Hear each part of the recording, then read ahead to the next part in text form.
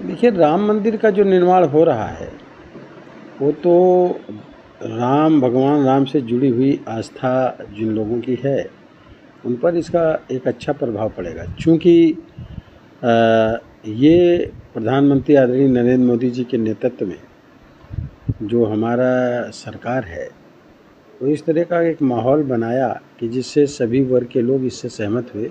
माननीय supreme court ने एक निर्णय किया और उस निर्णय के चलते चाहे वो हिंदू हो चाहे मुस्लिम हो, सभी इस बात से सहमत हुए और बगैर किसी विवाद के राम मंदिर का निर्माण शुरू हुआ।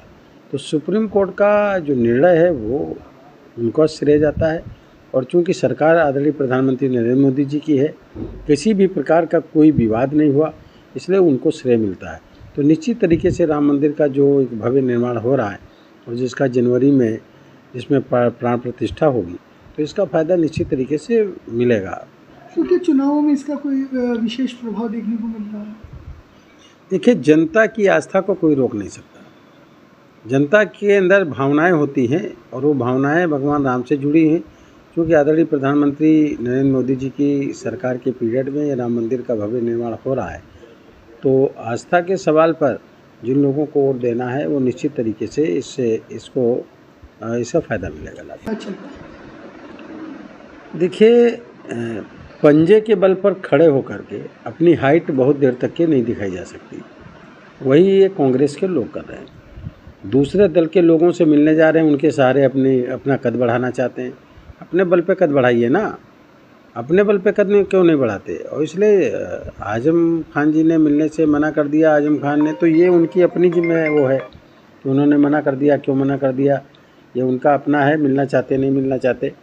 लेकिन कांग्रेस जिस उस पर चल रही है वो उनका तरीका ठीक नहीं है, इसलिए कि वो जनता के दिलों से कांग्रेस बहुत दूर हो चुकी है। सर्कुलर रहेगी।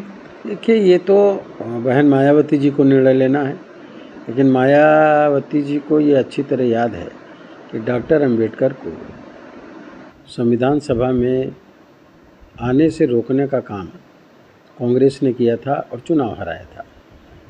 संविधान बन जाने के बाद भी जो डॉक्टर अंबेडकर जी के नेतृत्व में बना, उसके बाद भी 2 बार पार्लियामेंट के जो चुनाव हुए उसमें भी कांग्रेस ने एक मजबूत कैंडिडेट डॉक्टर अंबेडकर जी के खिलाफ खड़ा करके लड़ाया। मजबूत नहीं था, मजबूर कैंडिडेट को उनके खिलाफ खड़ा करके और बाबा साहब को हराने का काम किया। उन्हीं के सेक्रेटरी को लड़ा दिया उन्हीं के खिलाफ।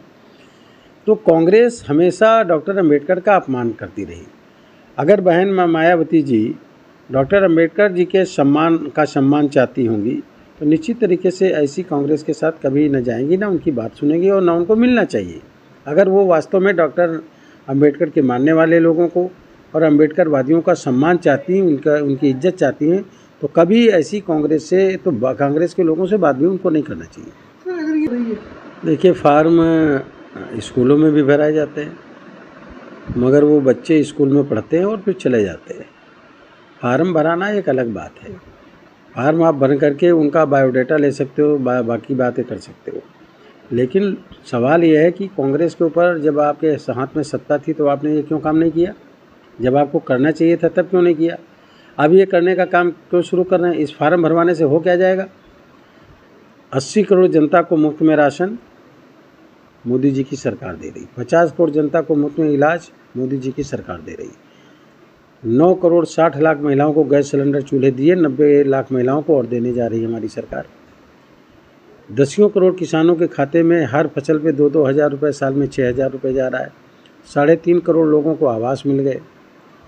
2024 तक लोगों के घरों तक पीने का पानी पाइपलाइन के द्वारा पहुंचेगा या नल के द्वारा पहुंचेगा, व्यवस्था करा रही है हमारी सरकार।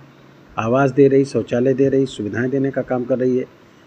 मोदी जी की जो सरकार है, अगर उसको आप देखें कायदे से, तो भगवान राम जैसे गए थे वहाँ जब रावण से लड़ने गए तो चाहते तो बहुत राजाओं को बुला लेते, किसी को नहीं बुलाया। उन्होंने वहीं से आदिवासी वनवासी उन्हीं लोगों को ले करके उनके खिलाफ खड़ा किया, अन्याय के खिलाफ। अगर प्रधानमंत्री जी को देखें तो कहा जिनको घर नहीं उनको घर देंगे, जिनके पास आवास नहीं आवास देंगे, शौचालय नहीं शौचालय देंगे, गैस सिलेंडर चूल्हा नहीं तो उनको देंगे।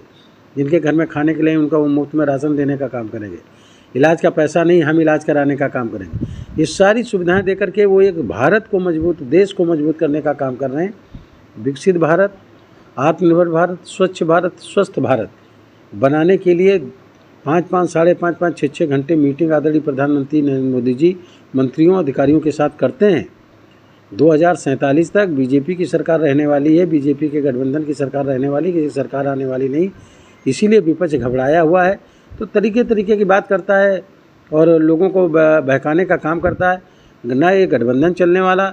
अभी अखिलेश यादव जी की कितनी बेइज्जती किया कांग्रेस ने मध्य प्रदेश में, कहा अखिलेश वो कौन, अखिलेश वो अखिलेश, इस तरह की बेइज्जती किया, तो एक भी सीट नहीं दिया उनको, और कहा कि नहीं लोकसभा में हमारा गठबंधन है, विधानसभा में गठबंधन ही नहीं है। तो गठबंधन रहे या न रहे, विपक्ष का 20 से 25-30% वोट भारतीय जनता पार्टी गठबंधन को इस विधायक के चुनाव में भी, विधानसभा के चुनाव में और लोकसभा के चुनाव में आने वाला है।